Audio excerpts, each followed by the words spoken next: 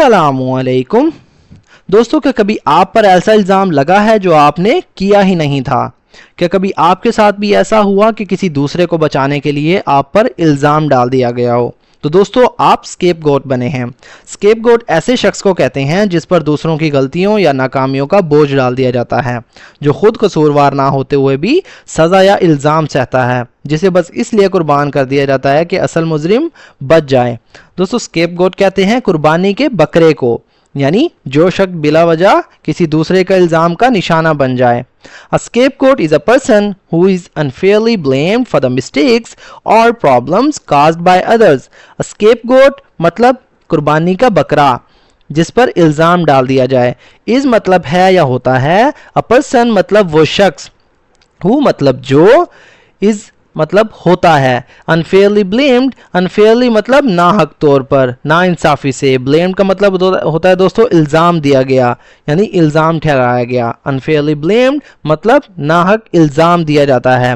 For मतलब के लिए, द मिस्टेक्स यानी गलतियों के लिए, और प्रॉब्लम्स या मसाइल का या मसाइल के लिए। काज मतलब पैदा किए गए, जो पैदा हुए हों। by others यानी दूसरों की तरफ से। A scapegoat is a person who is unfairly blamed for the mistakes or problems caused by others, यानी कुर्बानी का बकरा ऐसा शख्स होता है जिसे बगैर किसी कसूर के दूसरों की गलतियों या मसाइल का जिम्मेदार ठहराया जाता है। In many situations, especially in workplaces or families, when something goes wrong, people look for someone to blame even if that person is not truly responsible.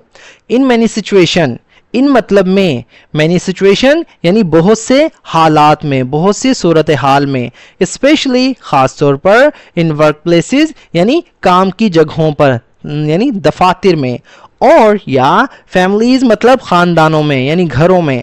When मतलब जब, समथिंग मतलब कुछ या कोई चीज़, गोज रॉन्ग इसका मतलब होता है दोस्तों गलत हो जाए या गलत हो जाती है।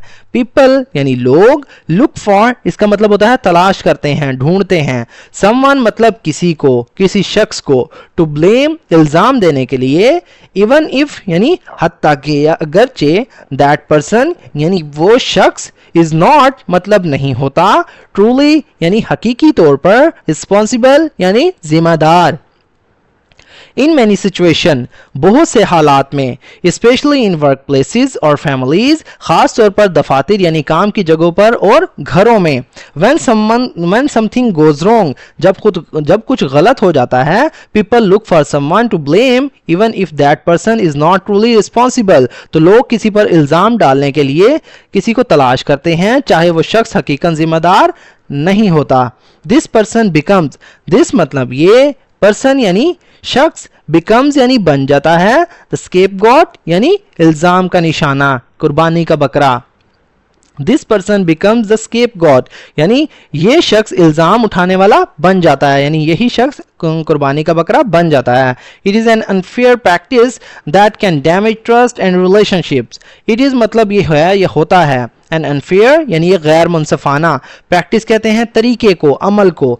दैट मतलब जो, कैन डैमेज मतलब नुकसान पहुंचा सकता है, ट्रस्ट यानी एतमाद को, एंड और रिलेशनशिप्स यानी ताल्लुकात को, रिश्तों को। It is an unfair practice that can damage trust and relationship, ये गैर मुनसफाना अमल है जो एतमाद और ताल्लुकात को नुकसान पहुंचा सकता है। Sometimes weak or quiet individuals are chosen as scapegoats because they don't fight back.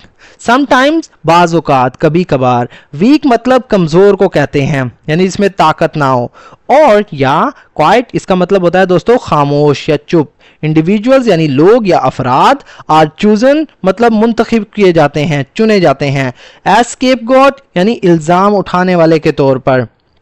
Because क्योंकि, दे मतलब वो, डोंट फाइट बैक इसका मतलब होता है दोस्तों जवाब नहीं देते, वापस जवाब नहीं देते, आप कह सकते हैं मज़ाहमत नहीं करते।